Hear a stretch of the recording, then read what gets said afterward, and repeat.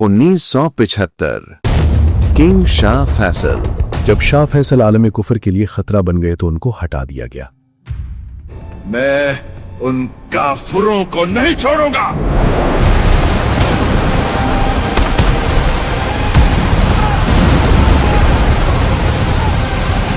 जब कैनेडी मारा गया जिसके शाह फैसल से अच्छे ताल्लुकात थे, तब अमेरिका में बहुत कुछ हुआ। जो शाह फैसल देख रहे थे कि अमेरिका इजराइल के कब्जे में आ चुका मुकम्मल तौर पर। अमेरिकी सदर कैनेडी के साथ शाह फैसल के बहुत अच्छे ताल्लुकात थे और दोनों ने मंसूबा बनाया था कि वो फलस्तीन का मंसूबा हल करेंगे और एक दूसरे को ताकत बनाएंगे, साथ देंगे। लेकिन फिर कैनेडी को हटा दिया गया। उसके बाद लिंडन बी अमेरिकी सदर बना जो इजराइल की कठपुतली था।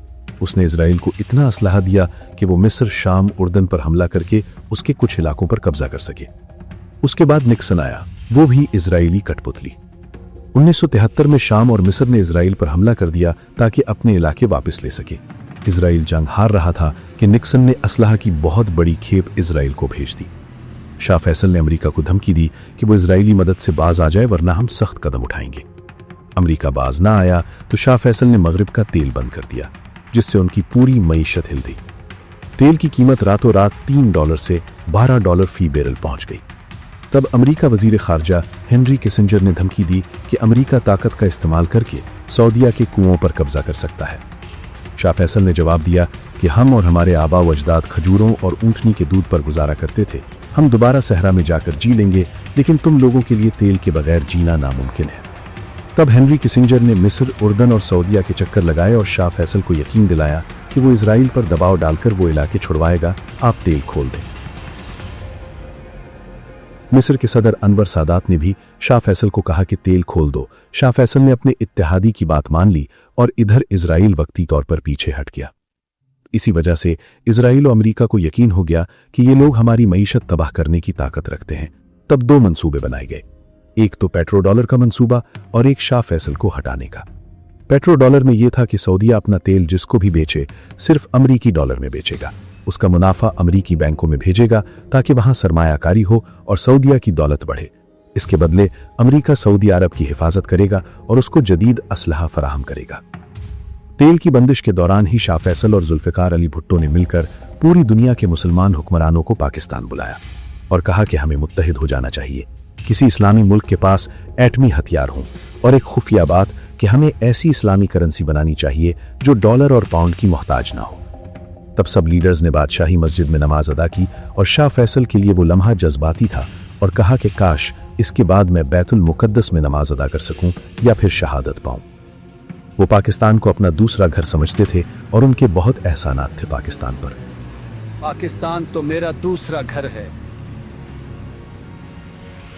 खैर, इस मीटिंग ने अमेरिका और इजराइल के कान खड़े कर दिए कि अगर ये कामयाब हो जाते तो पूरी दुनिया इनकी मुट्ठी में होगी। 1966 में सऊदी शहजादा फैसल बिन मसाइद, जो शाह फैसल का भतीजा था, अमेरिका गया था तालीम के लिए और वहां उसने कोलोराडो यूनिवर्सिटी में दाखिला लिया। लेकिन वहां ये एक नशे, हशीश और LCD का शिकार हो गया और बेचने भी लग गया। उसको गिरफ्तार कर लिया गया, लेकिन बगैर उसको कोई सजा दिए बगैर उसको रिहा कर दिया और एक दूसरी यूनिवर्सिटी बर्कली कैलिफोर्निया में दाखिला दे दिया, जहां पर जहन साजी की जाती थी स्टूडेंट्स की। इसी दौरान मोसाद ने एक लड़की को तैयार किया जिसका नाम था क्रिस्टीन सुरमा, जो आम सी अदाकारा थी। उसको फैसल के पीछे लगा दिया और ये फैसल की गर्लफ्रेंड बन गई। शाह फैसल के कातिल भतीजे का नाम भी फैसल था। इसी लड़की ने फैसल की जहनसाजी की और रही सही कसर यूनिवर्सिटी ने पूरी की। उसको बाकायदा ट्रेनिंग दी गई सऊदी हुकूमत के खिलाफ ताकि आने वाले वक्त में उसको हथियार बनाया जा सके। इसमें काफी मामलात हुए जिसमें ये यूरोप भी गया था, वहां कुछ लोगों से मिला था जिससे ये तैयार हो गया। खैर, 1966 में कुवैत का वफ्द शाह फैसल से मुलाकात करने आया। वहां फैसल भी चला गया। उसने रिवॉल्वर छुपाकर शाह फैसल के करीब चला गया। शाह फैसल ने उसको पास आने का इशारा किया ताकि वो शाह फैसल के सर पर बोसा दे। ये इज्जत की अलामत थी। वो पास आया। शाह फैसल ने सर थोड़ा सा आगे किया, लेकिन फैसल ने रिवॉल्वर निकाला और शाह फैसल के सर में 2 गोलियां मार दी। तीसरी गोली नहीं लगी, लेकिन 2 गोलियों ने ही काम कर दिया था, जिससे शाह फैसल चल बसे। इधर अमेरिका में हलचल मची हुई थी। कुछ रिपोर्ट्स थीं जो काफी तफसीली हैं, हम ज्यादा तफसील में नहीं जाएंगे, लेकिन इसमें पहले कोशिश की गई कि फैसल को ज़हनी मरीज करार दे दिया जाए, और यही हुआ। फैसल को ज़हनी मरीज करार दे दिया गया, लेकिन फिर कुछ माहिर नफ्सियात ने चेक किया तो पता चला ये बिल्कुल ठीक है। फिर इसको 3 महीनों बाद ही सरेआम सर कलम करके मार दिया गया और शाह फैसल की फाइल को बंद कर दिया गया। फैसल की गर्लफ्रेंड गायब कर दी गई। उसको इजराइल ने पैसा दिया कि वो अब मीडिया से, कैमरे से बिल्कुल दूर चली जाए। कुछ महीनों बाद उसने एक बयान दिया था कि जो कुछ रियाज में हुआ वो वैसा नहीं था जैसा दिखाया गया। ये उसका आखिरी जुमला था। इसके बाद से अब तक कोई खबर नहीं कि वो जिंदा रही या मार दी गई। उम्मीद तो यही है कि मार दी गई, क्योंकि मोसाद और CIA के बहुत से एजेंट्स की जिंदगियां लोगों सामने हैं जिनको काम मुकम्मल होने के बाद मार दिया जाता है। शाह फैसल के बाद हेनरी किसिंजर, रॉकफेलर खानदान, JP मॉर्गन खानदान और दीगर लोगों ने सऊदीया के साथ मुआहदे किए तेल के, जिससे सऊदीया को पेट्रो डॉलर मुआहदे में बांधकर चुप करवा दिया और आज तक चुप है। यहाँ एक मजेदार बात और भी है कि शाह फैसल के दौर में फैसल का भाई पुलिस के हाथों मारा गया था एक एहतजाज में। तो ये भी कहा जाता है कि पहले फैसल ने खामोशी इख्तियार कर ली थी इस पर, लेकिन फिर जब उसको भड़काया गया तो उसके भाई के कत्ल को ही हथियार बनाकर उकसाया गया। खैर, इसके बाद भुट्टो की बारी आई। कहानी यहाँ भी तकरीबन वही है। आलम इस्लाम को इकट्ठा करने वाले भी हटा दिए गए और तेल पर भी कब्जा कर लिया। इस सारी वारदात का मास्टरमाइंड हेनरी किसिंजर था।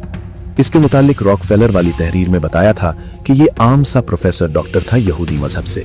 इसको रॉकफेलर ने अमरीकी सियासत में जगह दी और फिर इसने दुनिया के अहम तरीन लोगों को हटाया इजराइल के लिए। इसी ने रॉथचाइल्ड खानदान और रॉकफेलर को मिलाया। इसी ने इजराइल को टेक्नोलॉजी दी, तेल दिया, हथियार दिलवाए।